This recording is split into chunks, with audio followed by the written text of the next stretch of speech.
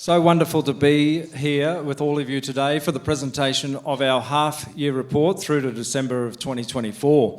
It's been another solid result for the company and a steady rise in our profit, growth of the loan book, and a steady decline over time of the arrears.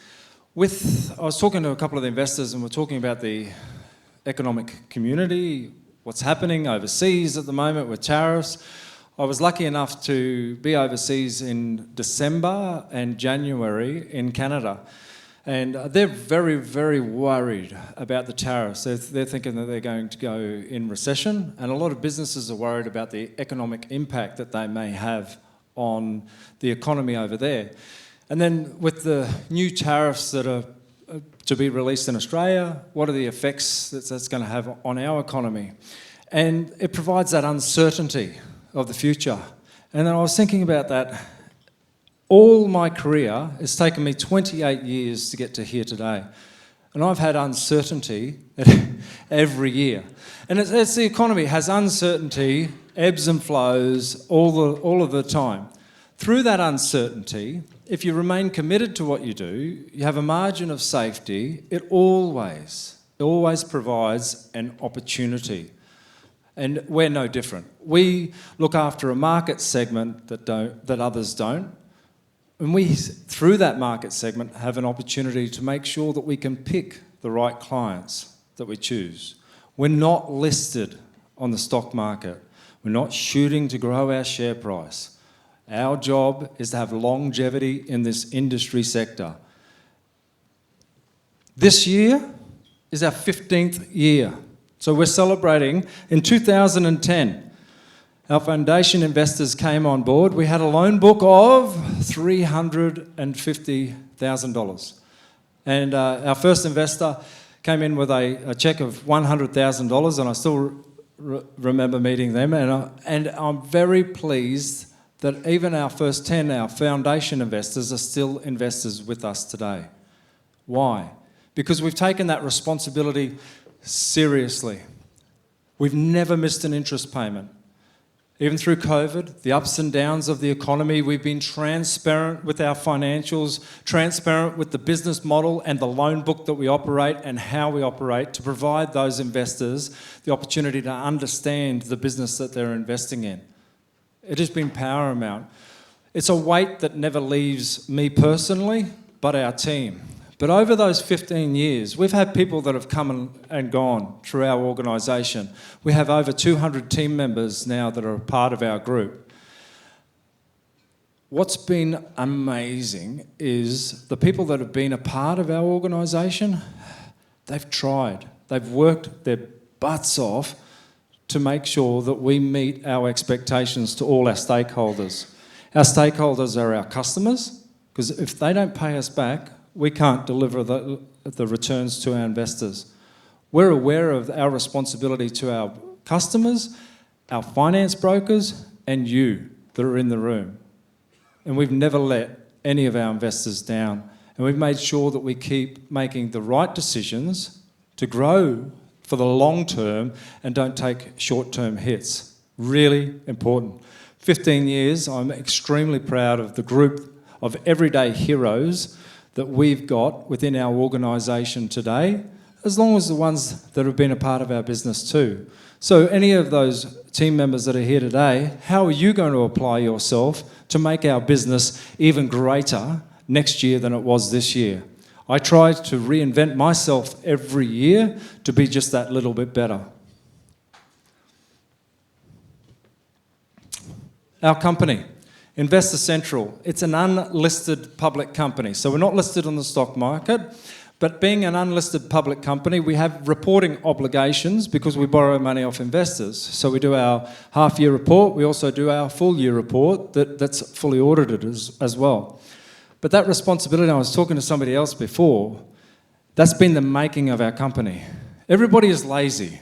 And I tell that to my team, because I can always make one more call. You're always trying to do that one thing a little bit better. You can go and see one more, you can do one more. And we try to do that within our organisation.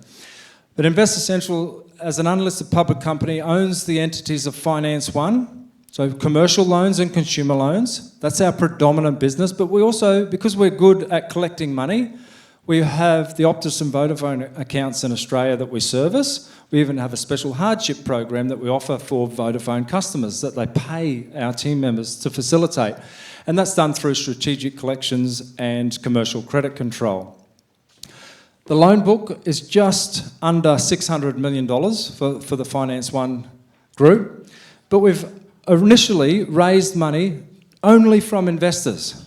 And as we've grown over time, the business has outgrown the money that we can just raise from investors. So we've needed larger amounts of money to be able to continue our funding into the future. We've done that through what's called a securitisation program.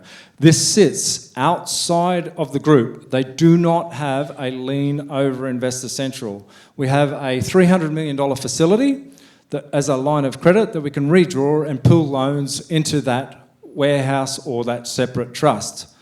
That then provides us extra capital at a cheaper and more competitive rate to be able to continue the growth. You, as investors, rank first in preference to be paid. So they do not have a lien over Investor Central. You rank ahead of ordinary shareholders, and I'll show you that capital stack because it grows all of the time. Our products. So 1988, my mum bought a pawnbroking business called Brilla Gems, and I went and joined her in 1997. And obviously I was the favourite child, I was the middle child, and it was fantastic. I look back on those days, Mum didn't even have a computer system in the shop, so we got a computer system, and then ended up buying the business off her mum, and then she went and launched a jewellery store called Townsville Gold Shop. Then we went and launched Jewellery by Design, and we had Speedy Appliance Rentals, and we had all these other businesses, but we were always lending money. And then on the early days of 2004 to 2006, we started doing car loans. And then in 2010, 15 years ago, we borrowed money off investors for the very first time. We had one product that we did for a car loan, and it was called our bronze product. So we've been facilitating that product all of that time. But as we've been able to grow our range of products, but also our finance broking network, which is over 4,000 finance brokers now, we've expanded our range of products. So in 2011, we had our silver and gold products. What that means is we had a more competitive and compelling interest rate back to our customers. Now, in the early days, we only had rates to our investors of 14 to 18%, and everybody wants to go back to those early days of 14 to 18%. And go back to the house where the server is on the bathtub. That's okay. We've got to evolve. But we've always done what's called bullets before cannonballs. So we continue to expand our range of products, and it was always for consumers in the early days. So, and then we tried personal loans, and then we also did business loans. We wrote our first business loan in 2016, so our first commercial customer. It takes a lifetime to build a good business. And through those bullets before cannonballs, we make sure that we build empirical data of how that industry sector performs, how that credit cohort performs. We've written over $1.4 billion in loans since inception. An active loan book of just under 600 mil, 57,000 customers we've written a loan for. We've got 27,000 active customers with a current loan with Finance One spread right across Australia. So when we started the commercial loans, we started out with a couple of loans, and then we've grown that to a meaningful part of the business where approximately now we write about 50-50. 50% of our loan origination is for consumers and 50% is for commercial borrowers. This year, we've been working for the last couple of years on creating a home loan product. So we currently provide, over the last 15 years, finance for customers to purchase a motor vehicle predominantly. We do other loans, which I'll talk about, but we're creating a home loan product to be able to help customers that fall outside the big four so we can facilitate our loan to. We're very excited about that industry sector because we finance a car that's a depreciating asset. A home generally is an appreciating asset, and it's a fixed asset too. So they can't go and hide the home. They can't go and, they can destroy it, but it's got to be insured. So every year that we make sure that that asset is insured. Now, and there's a big market segment for us to be able to facilitate a product for that industry sector. This year we will write our first home loan. I can assure you though, it'll be bullets before cannonballs. So we'll make sure that we write a few loans, we'll learn and evolve and learn. And it too will be a meaningful part of our business over the next 15 years. If we've looked at what we've financed over the last just 6 months alone, so 3,700 cars are the majority. We're looking for something that's mission critical to somebody's life. So mission critical is either a business that needs a wood chipper or a light commercial truck to run their business. Mission critical for a family is something, a good quality second-hand motor vehicle that they can get to work or run the kids to school. That's mission critical. And they appreciate that. Some of the other assets that we do, the business loans, they continue to go well for us. We continue to expand that range of products, but learn from that and continue to refine that product to be better. And things like trailers, trucks, motorcycles, and 15 jet skis. So obviously we get customers that are existing customers that come back to us for a loan. We want to be able to make sure, instead of sending them to another financier, that we can facilitate. So a lot of those other auxiliary products are existing customers that we want to finance. They've got a proven track record with us.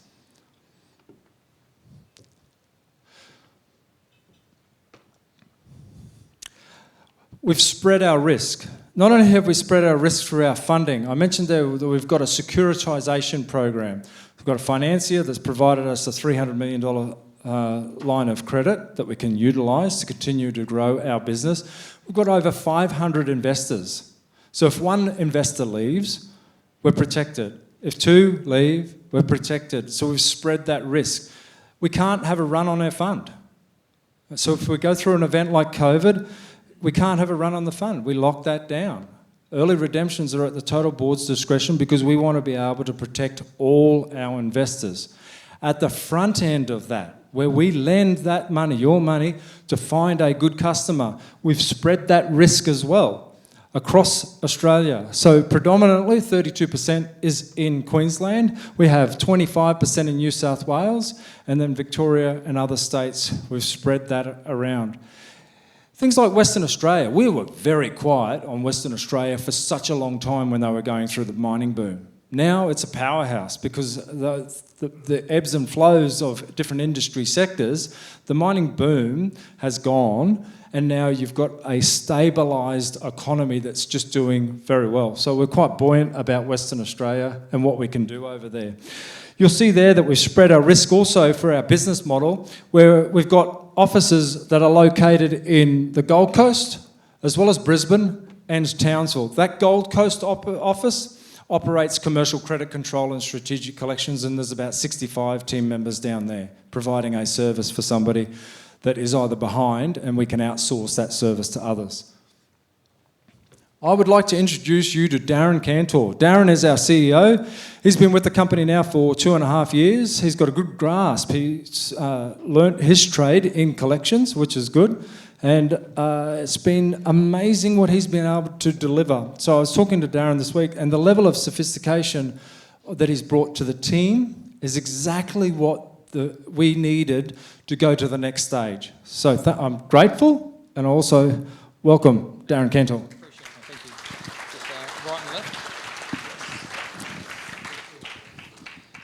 Thank you, Jamie. I always say I've got the unenviable task of following Jamie because it's not an easy thing to do, whether it be on stage or in work. So people often say, what's the hardest part of the job? Following Jamie is exactly that. So I will do my best to go through the results. I have the honour and privilege of sharing the results, and we're super proud of the achievements we've made over the last 6 months. What we're most proud of is actually the team that has supported us in delivering those results. Jamie touched on 15 years and the amount of amazing people we've had over that journey. And we often talk about it. We just say how lucky we are. Jamie uses the term, hit by a rainbow, and often that leaves because of the people we've got. And often sometimes say to him and said, I don't know if we're that lucky or we just got damn good people, because they've worked tirelessly every day to produce the results that we're about to share today. So as Jamie's covered off a bit of this already, but what we've got is close to $600 million loan book as of now, but as at half year we have 575. You can see there that it's up 25% or 26%. So everything on this particular slide is pointing in the right direction. Okay, so we've got settlements up 27%. As Jamie mentioned, our funding, it's a critical part of what we do, and it's really matured our organisation in order to protect you as investors. Okay, so it allows us to grow in other areas, diversifies our risks, and the most important part of our business is capital. Maintaining a strong conservative capital base with a very disciplined owner in Jamie and Dee, reinvesting their profits back in the business, has allowed us to do what we do today and look after our investors. What we're most thrilled about as well is we've grown our investor base by another 20%. We actually said at the start of the year we thought 10% would be a good growth, but to get 21% is absolutely amazing. And I was saying to the table, a few people before, that we don't spend money on advertising what we do. It's you in this room sharing your positive experiences with us and building that relationship through referrals is what drives our investments. All right? And we don't take that responsibility lightly at all. So we're so thrilled with that number, and we want to continue to see that grow. And net profit before tax, most importantly, profit. And I think Jamie might have mentioned this last time we met. Like, profit's often seen as a dirty word. We're proud of making profits. Profits protects investors, it protects our employees, allows us to continue to grow. So we take profit very, very seriously. A little bit about that. So this is December half versus December half of the prior year. So you can see their income revenue is up, as Jamie alluded to, driven by our loan book. So our collections business, which I'll touch on a little bit further, is still in its infancy. We're still growing that, but the principal growth is in our loan book. What we're also quite pleased with there is our losses, our bad debt expenses have come down. And why they've come down is because, as Jamie had talked about before, with the products that we've been evolving, we're writing better quality loans. As we attract different types of customers, we're writing better quality loans, therefore we're writing off less money. All right, so we're progressing that book, and it's a really positive story for us. And you can see the balance sheet is strong there. The equity position remains strong. That's a really important part. Now, we don't take that lightly, that Jamie and Dee are committed to keeping the money in the business, to protect the business, to allow us to grow. They're not looking, as Jamie said, to float or list or take the money out. And I'd like to, I remain forever grateful for Jamie and Dee's dedication to do that, because that allows us to have a long-term plan. Right? It's so critically important to what we do. And as I said, we're super proud of the profit. To grow net profit before tax with 25% is a fantastic achievement, especially in a difficult environment. It has been a difficult environment. The economy has had its challenges. We've all said that. What the next 6 months are going to be, I have no idea. But it is challenging out there, but what we are maintaining clear focus on is just lending to the right customers and giving them the support they need throughout their various challenges that they may face. So what we're so proud of here is that loan book growth. I think, as Jamie said before, we're in it for the long haul. So I'm so proud of that progressive growth in the loan book. That shows discipline. That shows that we're not trying to chase any short-term sugar hits. We're doing the right thing for the long term, and that's evidenced by how that portfolio is consistently growing.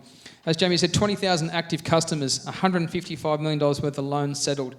And our average loan size is around about 33,000 now. So that's crept up from sort of high 20s to 30s to 33, and it's going to continue to grow as we take on more commercial customers with bigger ticket items. As we're becoming more comfortable lending out to better quality clients, we're happy to lend a little bit more money. So we're lending loans up above $100,000 now on a reasonably regular basis for assets. We talk about a ute these days, a Dodge ute is $150,000. So, we're happy to fund those now because we've got progressively better clients who are able to afford that.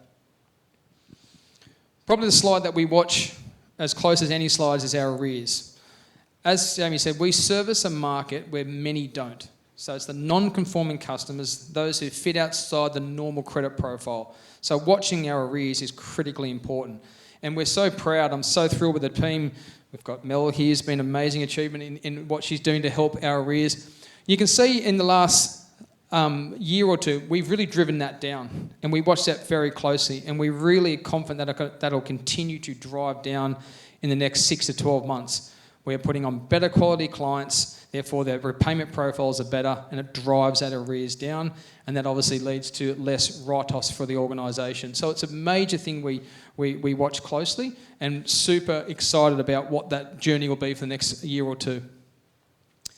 This is just another slide that demonstrates the better clients we've got. So those who are not familiar with this type of slide, what you're looking for is a flat curve. So the steeper the curve, the worse the performance is in that book. So you can see there on 2024, that curve is trending much lower. And what that means is as customers stay on the books, they're paying more regularly. They're not in arrears as much. And that's a great lead indicator for us as to how the profit and the performance of the book will be in the coming years.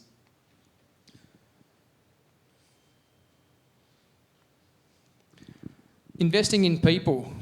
We've done so much over the last few years investing in lots of different people. It wasn't that long ago we just had an office in Townsville. So now to have almost, I think, 220, 230 staff across the 3 offices now, we are so proud of. And what I'm most proud of is the commitment and the depth of talent that we've been able to get. I think we've done an amazing job getting a lot of new people, mixing them with the experienced people and putting that together is what differentiates us. I take great pride in the ideas that get created in the team now, the collaboration that we're doing, and it's all to make the customer experience better, the broker experience better, and the investor experience better. Everything is all tied towards that long-term plans that we've got. And we've done such a good job in just spreading out with different ideas. We've got so many people who bring different experiences. Have you thought of doing this? Have you thought of doing that? We've got no shortage of initiatives. We've got Chris here who heads up our technology team. He'd have 100 different things on his plate at any given time, what he wants to do. So we don't have a shortage of what we want to do, it's just what to do now. And as Jamie said, we've been talking about mortgages for quite a while now, and if we don't do mortgages, I might not be here next year, so I've enjoyed my time if we don't get that done. But we need to get that done, and we will get that done because we've got the right people around us to commit to that. And that's a major step forward for us. It opens up so many other opportunities that'll just strengthen the company. So what are our key objectives? Well, many of you probably know this and probably do this presentation because you've heard us talk for 10 years, but our objectives haven't changed, and they probably won't change for a while. We want to grow the market, and that is into mortgages, grow our addressable market, expand the amount of customers that we deal with. We have 4,500 brokers. We could have 9,000 brokers tomorrow, and there's actually 20,000 mortgage brokers right now that we don't deal with at all. So when we have a mortgage product, it opens up a whole new area for us.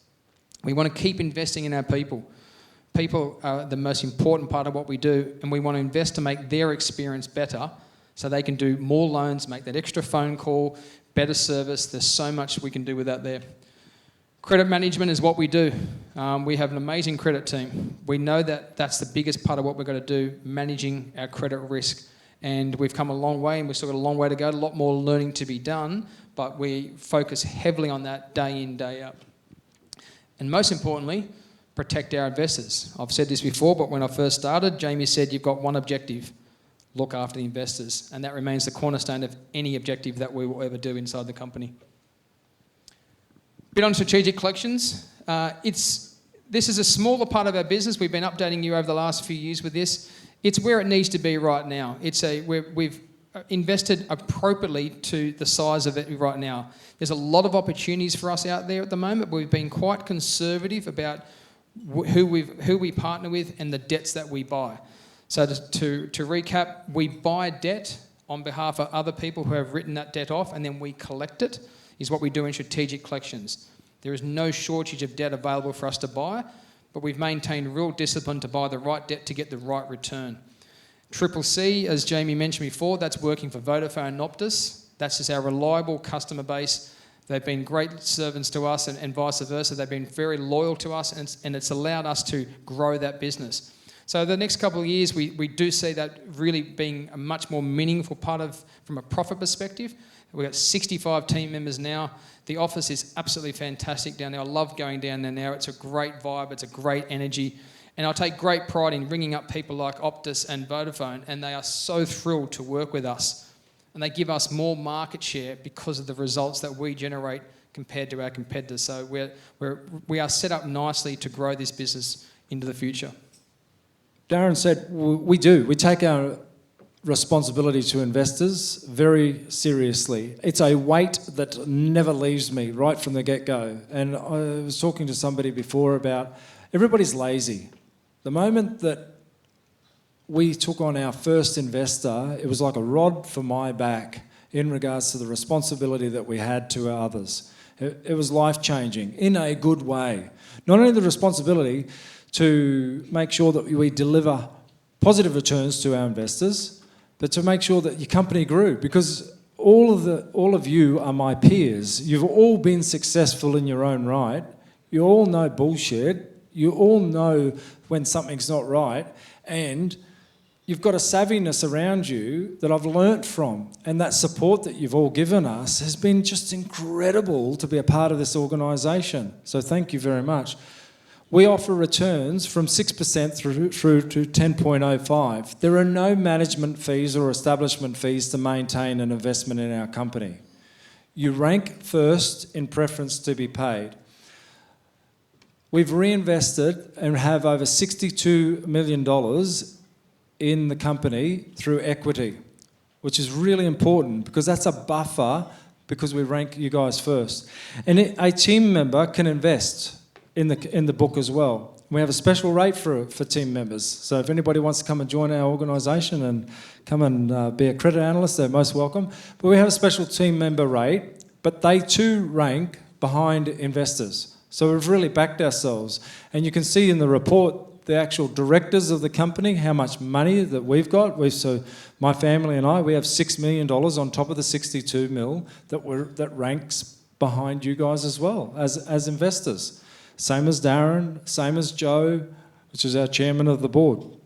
We've really backed ourselves. We've reinvested over time over 75% of the profits back into the company as well.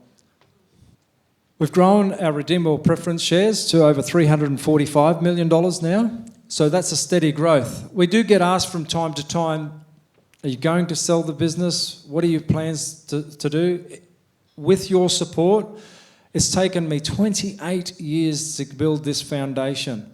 It's an exciting part of my life.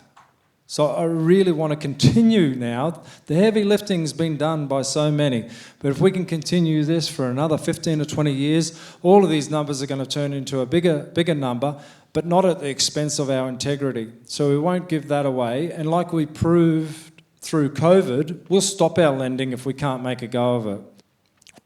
We offer rates from 3 months right through to 60 months. Our sweet spot is that 36 months.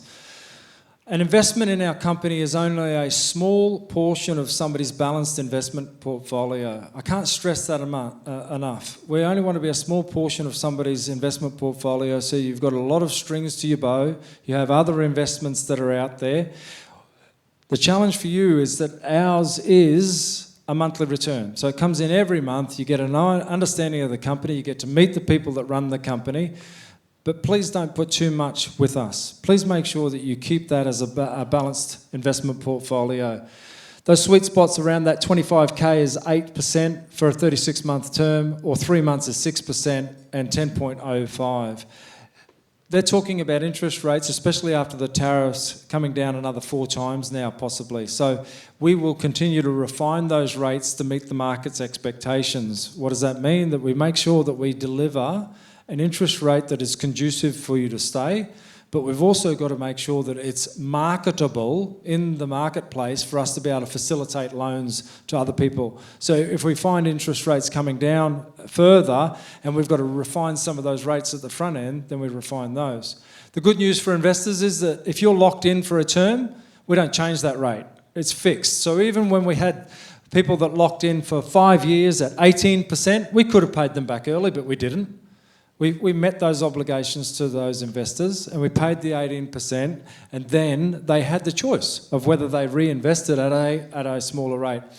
We also have a program too, which is different. As interest rates go up through our environment and you're on a cheaper interest rate, so when they do turn, you can reset your investment by adding to that, but you reset the term, but you can also reset the amount that you're receiving too. So we really go out of our way to make sure that investors are a mainstay of our capital structure for the next 15 years as well. I'm happy to answer any questions that you have. Now, we're going to invite Darren back up, and we've also got Lachlan. There is a QR code on the thing. You're welcome to punch that in. I should have done that earlier. But also, we'll have a mic that's roaming around so we can answer any questions that you might have. So, Darren, can you just come back up? And Lachlan? If those that haven't met, Lachlan's our CFO of the company. Delighted with the experience that he's been able to bring to our organisation. To make sure that we're resourced appropriately, because it's a very important part, that engine of that back end, making sure that we've got everything organised. Leanne McDonald is heading up our Townsville team too, so delighted with Leanne starting. It's just over 6 months. We passed our 6-month probation, so I was really pleased for that, hey? We did all right. So, Britt's got a microphone. Are there any questions that you might have? No one wants to ask the first one, right? Yeah. It's all right if you don't have any questions. Lachlan, I'll ask you a question. Why did you join our organisation? So Lachlan came from Marix, which is quite a large family office and company. But why did you join our organisation? It was your good looks, Jamie, if I'm honest. No, I was had numerous conversations with Jamie, Darren, and Joe over a 2-month period, and ultimately I got sold on the organisation after every conversation I had with them. The dedication they have, Jamie and Darren, about trying to grow the business but also protect everyone that is an investor, really struck me. Meeting everyone in the team across all 3 locations was really it was awesome. Jamie mentioned before around people having fun in the office. I can guarantee every day we come into the office, people are having fun. It's up to Jamie giving people hugs. It's in a good way. Appropriately, just quietly. Yeah. On a Friday afternoon, behind my office, there's a pool table, and that is going all afternoon, and everyone just enjoys themselves coming into the office. So, I've really enjoyed it. Thank you. I've got a question. Yes, please. Maybe to Darren, but Darren, you talked about the 6 months results. What are you most proud of? What am I most proud of? Me and Jamie still liking each other, I think, is probably the most thing I'm proud of. But that's probably the most thing. No, honestly, what I'm most proud of is the team. I keep saying it, but I look back and we invested so much time and effort into getting some great people, and I inherited an unbelievably passionate group of people. The tenure was what attracted me to the role. And then what we've done as a result of that, like Lachlan will talk about this, I think you need to earn the right to join our company, right? And Lachlan found that out firsthand when I think he did 4 interviews. Is that something? 5 interviews. So that's how serious we take someone coming into our organisation, because you get a bad egg, it can really derail so many things that we've built over a very long period of time. So when you're bringing in someone, a key role like a CFO, you have to get that right. But that's what I'm most proud of, because I look at the people around us, and Jamie and I talk about it, we're so excited by what we could all do now. There's nothing in our way. We're well capitalised, great people, and what's stopping us? I think that's absolutely what I'm most proud of. Arrogance is the first stage of decline. So the only thing that if I'm worried about is getting arrogant. Whether our team's arrogant or our management team's arrogant, that you just cannot. There's zero room for arrogance of what we're trying to do. We've got to remain completely grateful for what we've got, and also to make sure that we meet our obligations to everybody. Darren's and I's relationship is robust. And when I say robust, we don't always see eye to eye, and that's what I like about it. One of the things that I like about Lachlan joining the organisation is that he's given me an uppercut at times. But so it's really important that you don't have group think. So we're not all just agreeing with each other for the sake of agreeing, or you don't have a dictator in your organisation. You've got to make sure that we're all second guessing. There's nothing wrong with asking good questions about things. That's really, really important as we grow. Yes. Are there any plans to open other offices in other states besides the Gold Coast? Yeah, Sydney, I think. No. At this stage, there isn't. But that's not to say that we wouldn't have small little satellite offices in perhaps Sydney or Melbourne. But it's not, at this stage, it's not on the radar. We don't really have a need for it. We have business development managers in each state. They represent us and do an amazing job on the road, servicing 4,500 brokers. The only time that sometimes Lachlan and Jamie and I talk about, it'd be nice to give them a home to go to at times. So if it was anything, it'd be a small office, but we would see the growth in our Brisbane, Townsville and Gold Coast office without knowing exactly. We probably could fit an extra 150 staff across those 3 sites alone with our current footprint. So there's no need to expand at this time. We want to remain a low-cost business model. So because we use the finance broking network, they're the ones that provide us. They're not employees of ours. They are only a referrer of a lead. We do all the vetting. We call ourselves and categorise ourselves as a high documentation lender. So we love our broker network, but we don't trust what they send us. We verify and validate everything that they send us. So in a lot of those products there, unless you're more of a prime customer, we get 3 months worth of bank statements on each customer for a consumer loan and 6 months worth of bank statements on a commercial loan. It's a window to somebody's financial soul, so we really drill down and make sure that we look in and find the appropriate customer. Any other questions? Yes. Lachlan, where are you based and what do you consider to be your strengths? Very good question. So I'm based in Brisbane. So originally I'm an Ipswich boy, and so is my wife. And Talk slower to him. It's right. I'm catching the plane back with Darren. So so based in Brisbane, my strength is I love developing people. I've talked to my team. I saw Sharon just before, and one of my proudest moments over the last 6 months is just, or 12 months now, sorry, is seeing the team develop and seeing not just the finance team, but everyone in the organisation. The level of discussions people are having are amazing.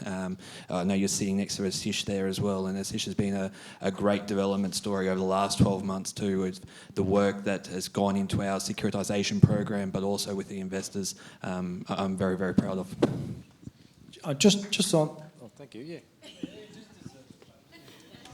Just on that, so we looked at what's called enterprise software for our back end of the business with the accounting software. For 2 years, we've tried to implement it. So since Lachlan coming on board, with the help, obviously, for the heavy lifting of Ashish and Jason Grigg and the whole accounts team, which some of them are here today, we've been able to implement that. Now, so we don't implement something just for the sake of implementing it. It's laying the foundation so we can have the right platform to scale. And it goes through a whole process of choosing that, making sure that we're not entering into either a cost that we can't get out of, and at times we've made mistakes on that as well, because we want to count every dollar so that we can make sure that we stay a nimble organisation and agile as we grow. But this guy got it done, so it's pretty cool. Why is the auditor here today? So Darren... Oh, you go. I was going to say, he was in the Cook Islands. So he had a client over in the Cook Islands. He landed back this morning, and the first flight he could get from Cairns would have arrived in 10 minutes' time. So he couldn't make it. And unfortunately, he's in Charters Towers next week as well, so he can't make the Brisbane event. However, he's booked in his trip to the Townsville Luncheon in October. We look for credit-worthy customers. He tried to hit me up earlier as well, and I said no. So this is a classic. I mentioned 28 years to get to here. I've been in small business all my life, and this business has grown into a little bit bigger than a small business.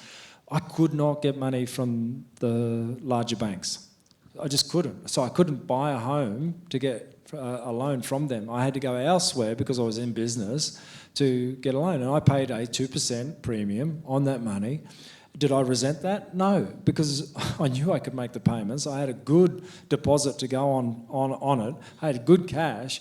It's just that there's a rigour that you have to go through, and the rigmarole that because they're an APRA entity like that, they just couldn't help me. So we in turn can help those customers. We will then be able to get cheaper funding for that money, and it's a meaningful number. When you think of, let's just say, an average loan of $500,000. At the moment, we're making about $2,700 per customer out of each one for our NIM. If we have a 2% margin on that, that's $10,000 a year that we're earning out of that as a gross profit. So we can do well and service an industry sector. And on that too, we've been known for our great customer service and our flexible repayment options. So because we're not solely funded by a securitisation model that if somebody falls 90 days behind, you have to wind them up, right? If somebody's making regular repayments on their home loan and they fall past that 90 days, it's not the end of the world. We can carry people through an extended repayment process to provide them every opportunity in the future, which provides us internally a competitive advantage in the marketplace because you guys have provided us with that flexibility. Now, obviously, if they're not paying and they don't want to enter in a payment arrangement, we're not soft touch. We're going to obviously repossess that asset like we do now, and then we will recourse their money back. But for those that want to work with us, and the majority of customers do, because life throws curveballs at you all the time, we can help those customers.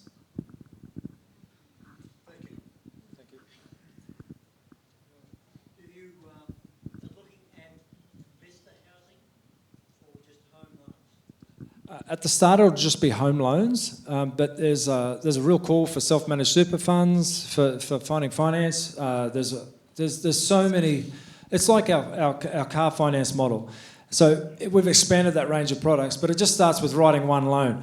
And a beautiful accountant like yourself, I told them, just get an Excel spreadsheet. Come on, you're overthinking this. If I have to do it myself, we're going to write a loan this year. It starts with one good one. Jamie, I see AI is having a big role in all our lives going forward. What role do you think it'll play in your business from now on?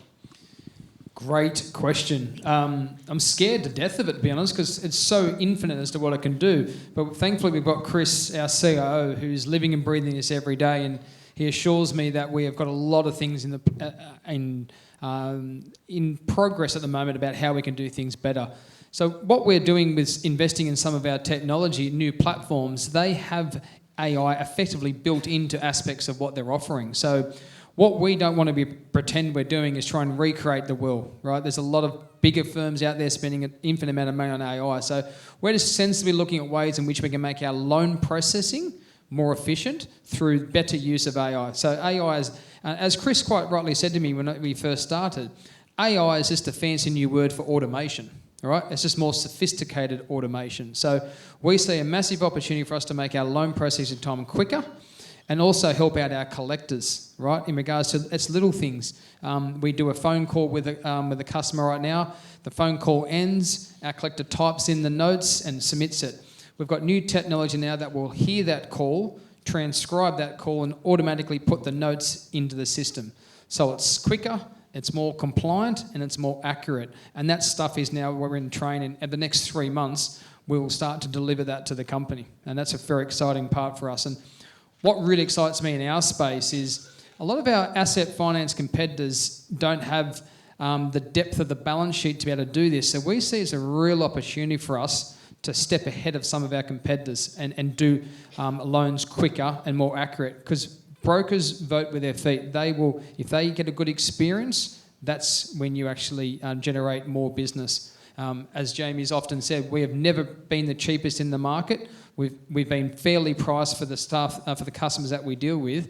But the reason brokers keep coming back is because our amazing team provide them the best possible service, and AI is just going to enable that to be even better.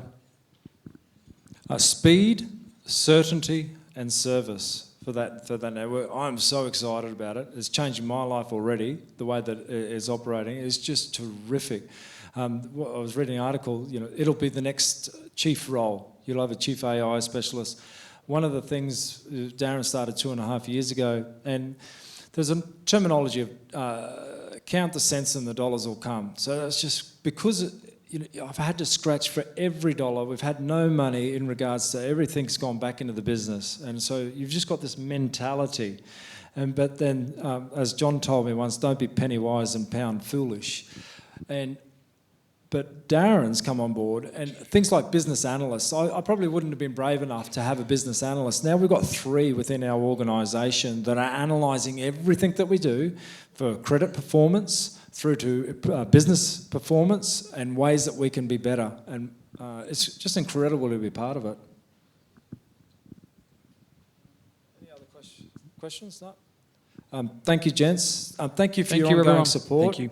I really appreciate it. So the business model, we borrow money from investors, we find customers whom we can lend it to. We've ranked ourselves last in preference to be paid, Deanne and myself, as ordinary shareholders, and we value your continued support. And I'm very grateful. Thank you to all of you today. Thank you.